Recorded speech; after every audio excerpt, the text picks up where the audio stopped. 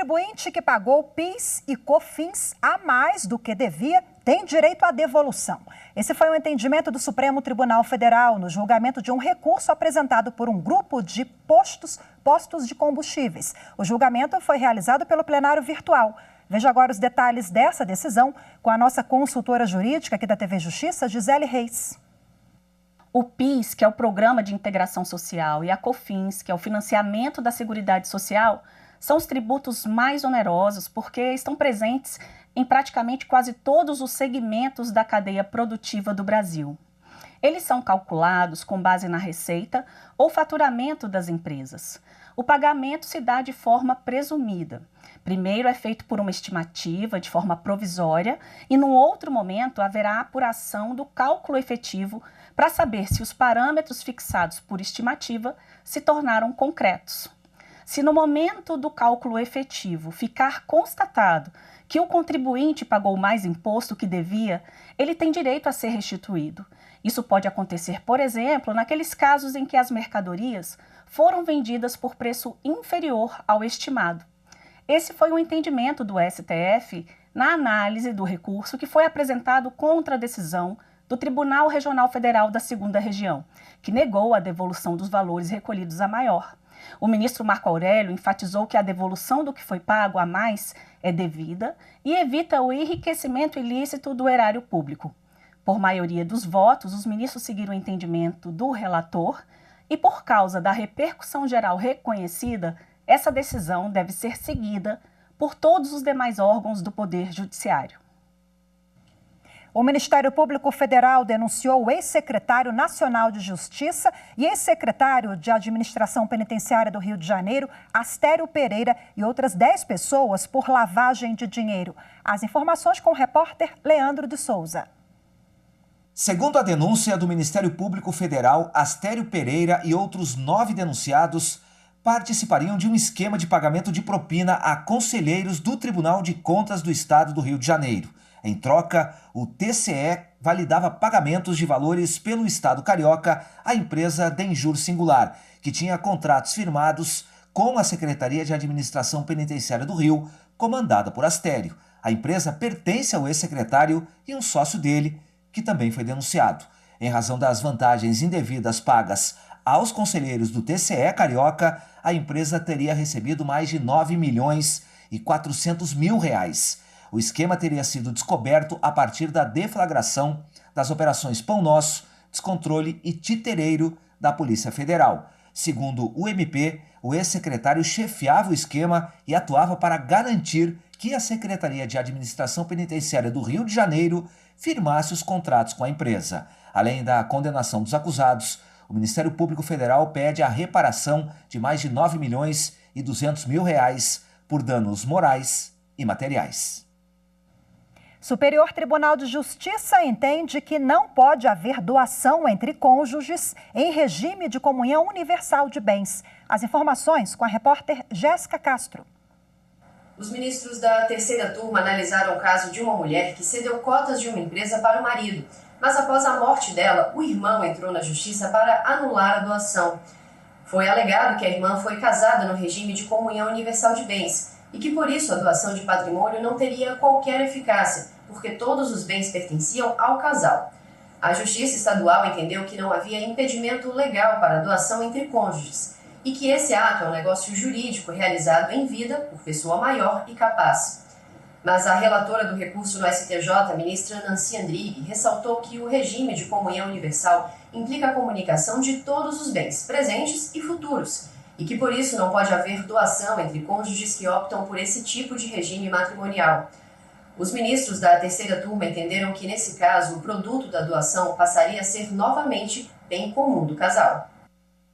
Um processo contra uma empresária de São Paulo presa em Israel foi anulado por citação inválida. Ela estava detida fora do Brasil na data da citação e acabou condenada à revelia. Essa decisão, que anulou a condenação, foi da 8ª turma do Tribunal Superior do Trabalho. A notificação postal foi encaminhada ao endereço da dona da empresa, mas recebida pela mãe da empresária, que vive no Brasil. Como a filha estava presa em Israel por importação de drogas ilícitas, a mãe, mesmo declarada sem legitimidade para agir em defesa da filha, alegou a nulidade da condenação em primeiro grau. Ela sustentou que não teve como entrar em contato com a filha para avisá-la do conteúdo da ação trabalhista para que a empresária pudesse se defender. O Tribunal Regional do Trabalho da 2ª Região na cidade de São Paulo negou o pedido de nulidade feito. Para o regional, a mãe não teria legitimidade para atuar no processo. O caso chegou então ao Tribunal Superior do Trabalho. A relatora do processo na 8ª turma, ministra Dora Maria da Costa, observou que, conforme os autos, a empresária estava presa fora do Brasil na data da citação postal. Por esse motivo, ela não teve como preparar a defesa. Ainda na avaliação da ministra, a empresária teve o direito de defesa cerceado, configurando violação legal. Pela decisão da 8ª turma, o processo deverá retornar à vara de origem para a reabertura da instrução processual. E veja a seguir os detalhes sobre a lei de enfrentamento à violência doméstica e familiar durante a pandemia.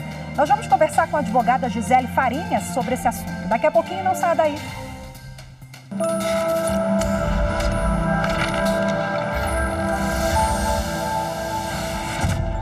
A Constituição da República foi um marco civilizatório para este país.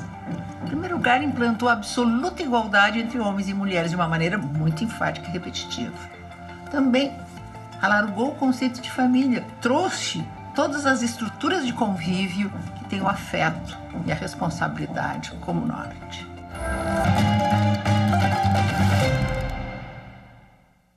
O presidente Jair Bolsonaro sancionou lei com medidas de enfrentamento à violência doméstica e familiar durante a pandemia do novo coronavírus.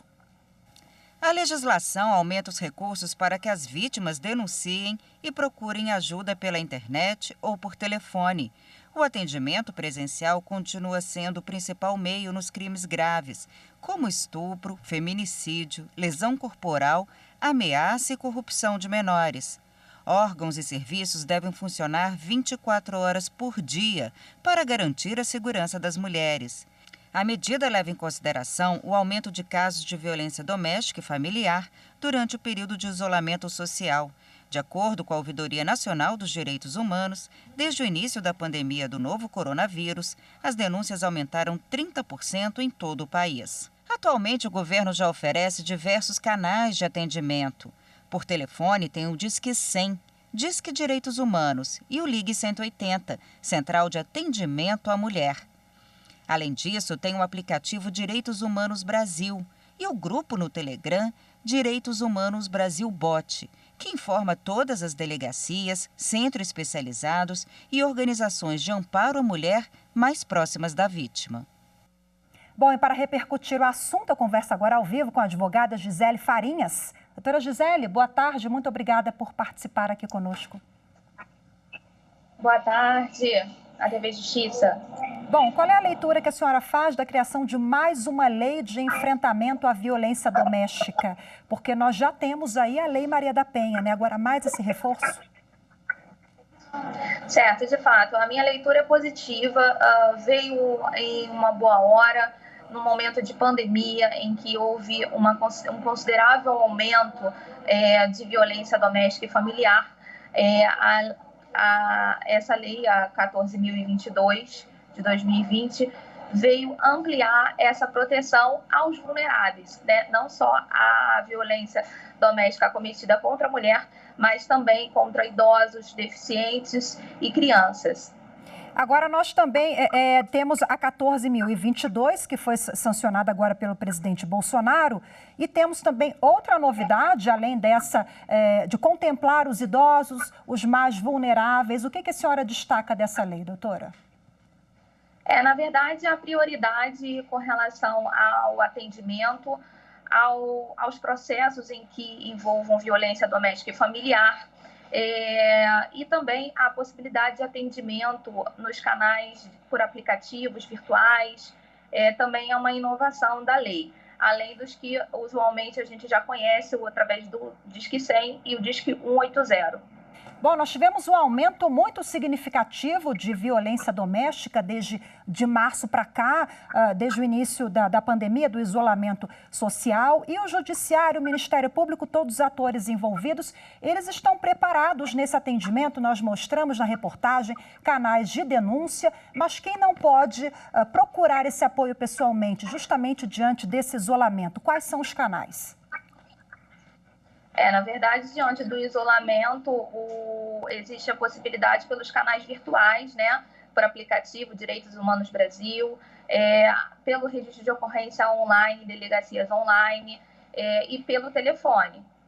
Bom, agora, não só a vítima pode denunciar, porque às vezes a vítima fica impossibilitada ali, acuada, com medo, né? Vizinhos também, a própria Constituição Federal, salvo engano, doutora, ela dá essa responsabilidade, a sociedade precisa estar inserida também, né? Então, isso é fato? Os vizinhos, a família, as pessoas que estão ali presenciam essa violência? Sim, de fato, é preciso romper com aquela dinâmica, né, aquela cultura machista de que não é um dever de todos, dos vizinhos e aqueles que assistem à violência doméstica e familiar, a ausência de denúncia. A população deve, sim, em todo e qualquer momento, vizinhos, na rua, ou qualquer local que seja verificada uma denúncia, uma violência doméstica e familiar, deverá haver denúncia por todos. Doutora Gisele, tem até um ditado, né? A senhora está citando isso, que em briga de marido e mulher, ninguém mete a colher. Com a criação de mais uma lei, né? A sociedade acaba sensibilizada também e acaba até, de certa forma, fazendo com que o agressor tenha mais essa legislação, mais a punição. Isso inibe também essa violência ou pode inibir? Na verdade, a intenção da legislação é conferir mais proteção e desestimular esse tipo de episódio, né? Cada vez mais a população vem buscando a conscientização, né, pelo respeito, pela ausência de violência doméstica e familiar, que se intensificou muito, se eclodiu, na verdade, nesse momento de isolamento e quarentena. Então, de fato, essa lei veio em boa hora, veio para trazer a atenção da sociedade para a proteção aos vulneráveis. Ok, muito obrigada pela entrevista. Eu conversei aqui ao vivo com a advogada doutora Gisele Farinhas. Boa tarde para a senhora. Obrigada, boa tarde a todos. E você vai ver a seguir, cartórios de registro civil de 5 estados já estão fazendo a regularização do CPF. Os detalhes em instantes.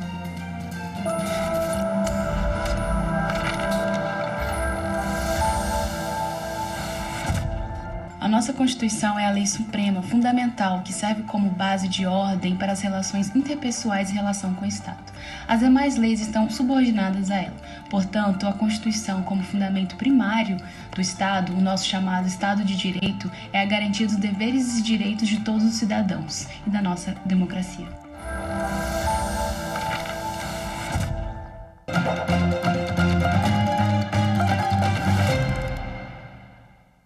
O governador do Distrito Federal, Ibanez Rocha, publicou hoje um decreto requisitando 65 leitos de UTI distribuídos em 8 unidades privadas de saúde. Bom, o pedido é para reforçar o atendimento a brasilienses com a Covid-19. Com esse decreto, os hospitais também ficam obrigados a fornecer material, insumos e profissionais para dar apoio ao Sistema Único de Saúde, além também de ventiladores pulmonares e testes para a detecção da doença, além de medicamentos. De acordo com o levantamento feito pela Secretaria de Saúde do DF, a taxa de ocupação dos leitos já chega a 75% na rede pública e 93% na rede particular. Bom, o número de contaminações aqui na capital federal já ultrapassou 74 mil.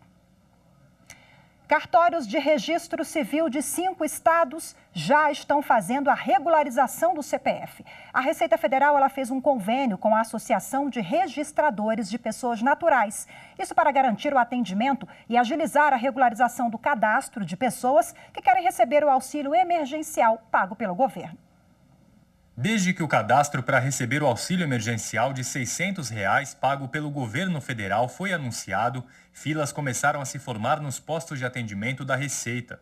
O que as pessoas querem é regularizar o CPF, exigido no momento do cadastro. Com o aumento da procura pelo serviço, filas e aglomerações se formavam nos postos de atendimento em todo o país. A solução encontrada pela Receita Federal foi fazer uma parceria com a ARPEM, a Associação Nacional dos Registradores de Pessoas Naturais. Isso possibilitou que cartórios de todo o país auxiliem as pessoas a ter acesso a serviços como inscrição, consulta e emissão de segunda via do cadastro de pessoa física. No estado de São Paulo, o atendimento está disponível em 836 cartórios. O vice-presidente da ARPEM destaca a ampliação da rede de atendimento. O convênio amplia em quase 800% a rede de atendimento da Receita Federal no estado de São Paulo. Até então, presente em 81 municípios paulistas. Alagoas, Paraíba, Pernambuco e Rio Grande do Norte também iniciaram o serviço. Em breve, os outros estados e o Distrito Federal vão fazer o mesmo atendimento. O serviço também está disponível no site da Receita Federal, receita.economia.gov.br. Bom, e agora a gente conversa ao vivo com o diretor de Registro Civil da Associação dos Notários Regionais do Brasil, o Paulo Henrique. Muito obrigada pela participação. Boa tarde para o senhor. Boa tarde, Rafaela. É um prazer estar aqui. Prazer é nosso em conversar com o senhor. Bom, desde o início da pandemia, lá em março, quando o governo começou a fazer o cadastro para os brasileiros receberem o auxílio emergencial, o governo se deparou com milhares de pessoas, milhões de pessoas invisíveis, que não tinham CPF, que não tinham qualquer tipo de registro civil. Fala para a gente qual é a importância, doutor Paulo, do CPF, acho que para tudo, né? Não só para o auxílio emergencial. Exatamente. O CPF se tornou um dos documentos essenciais para o exercício da cidadania, tanto no tocante às obrigações tributárias, mas também no exercício de direitos de toda ordem nas suas relações com o Estado. Então, todo ato que o cidadão vai praticar frente ao Estado, hoje o CPF é utilizado como um documento básico, um requisito básico, seja para aposentar, para obter qualquer benefício previdenciário, para questões eleitorais. Então, o CPF tornou-se hoje, indiscutivelmente, um documento básico. Então, para que o Estado confie determinados benefícios aos seus cidadãos, esse CPF é um cadastro, talvez o cadastro hoje mais, eu diria, confiável em termos de base cadastral do Brasil, sem dúvida nenhuma, é o CPF. Bom, e como esse documento essencial o brasileiro precisa, tem que fazer regularização, uma boa notícia é que agora essa regularização pode ser feita nos cartórios. Tem inclusive uma lei que versa sobre isso, né, doutor? Exatamente. A partir de 2017, os cartórios de registro civil do país foram elevados à categoria de ofícios da cidadania. Assim, qualquer órgão, qualquer entidade pública que tenha um determinado serviço e que precise ou que queira se utilizar da grande capilaridade, da expertise de atendimento ao público do registro civil do país inteiro, pode utilizar para fazer convênio. E então os cartórios de registro civil passam a ser um ponto de atendimento desses serviços públicos essenciais para o exercício da cidadania. Vamos explicar agora como é que é o trâmite para a pessoa fazer essa regularização e também se o serviço é pago.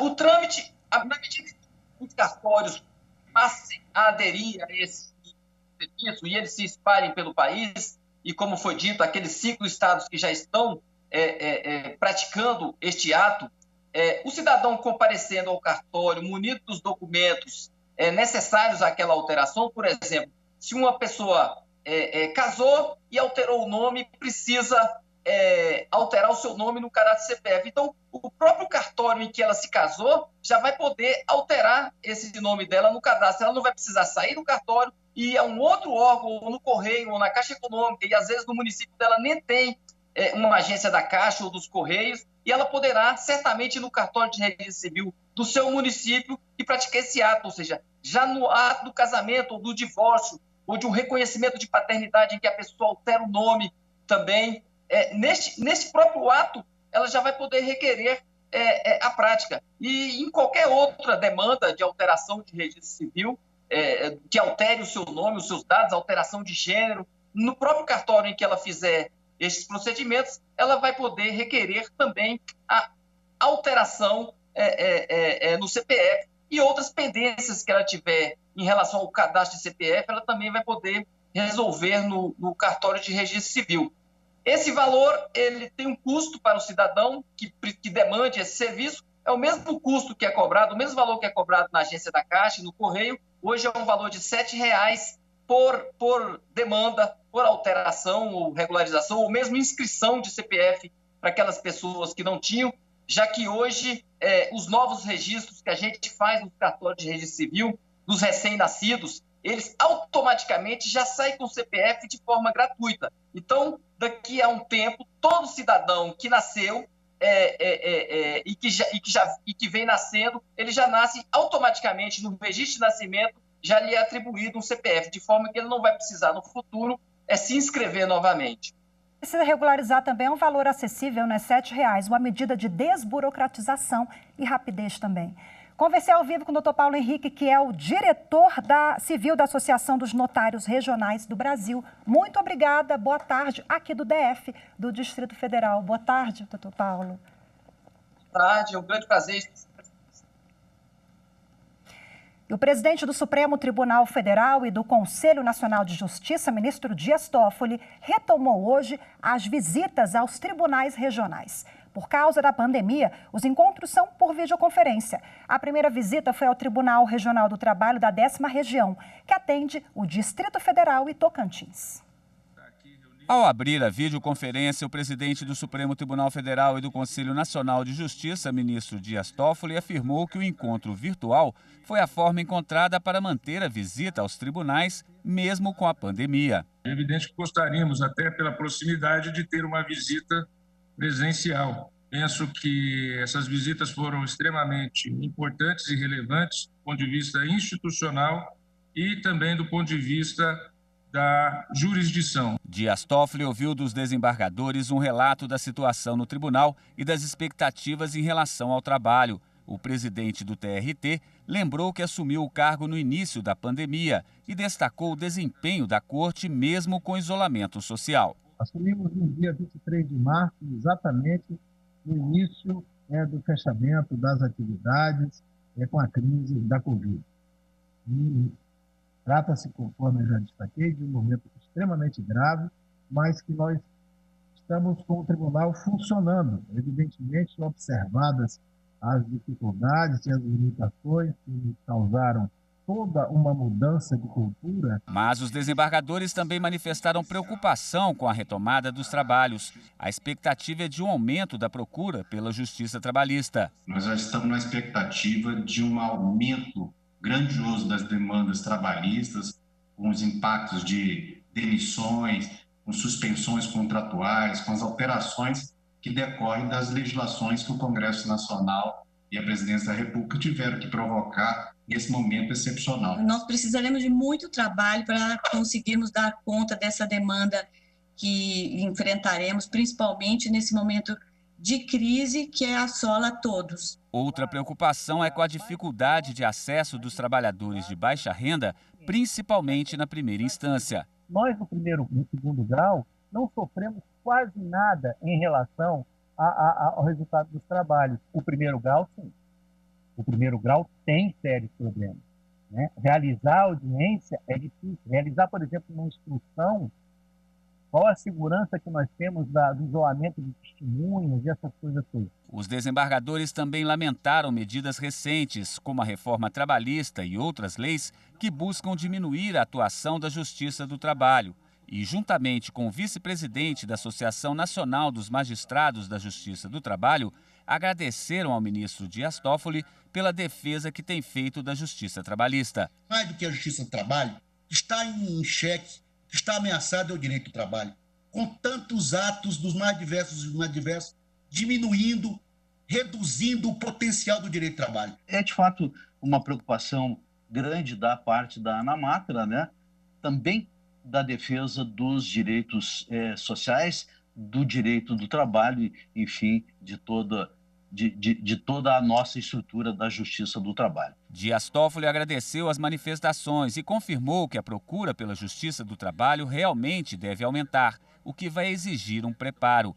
Ele reforçou a necessidade de a sociedade buscar resolver seus conflitos pela conciliação, mas também ponderou que o mundo inteiro está em evolução e o judiciário precisa se adaptar para acompanhar esse processo e atuar como pacificador. Nós vivemos, para além de uma questão do direito do trabalho, nós estamos realmente em uma transformação do sistema de produção no mundo, né?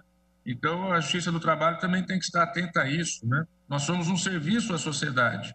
Nós só temos razão de ser se nós servirmos ao cidadão. O ministro apresentou números para destacar a produtividade e eficiência, não apenas do Supremo Tribunal Federal, mas do Judiciário brasileiro. Em muitos países ditos desenvolvidos, dito de primeiro mundo, em que o cidadão não tem acesso à justiça como tem no Brasil, em que o cidadão não tem um juiz imparcial como tem no Brasil, ou uma justiça que esteja tão informatizada como a brasileira. Então, o Brasil hoje é um país que tem que se orgulhar do seu poder judiciário. E, ao se defender, nós temos que reverter esses ataques e mostrar o nosso valor, o nosso trabalho. E o Jornal da Justiça, a primeira edição de hoje, fica por aqui. Temos um novo encontro marcado amanhã, 12:30. Eu te espero. Ótima tarde para você. Tchau, tchau.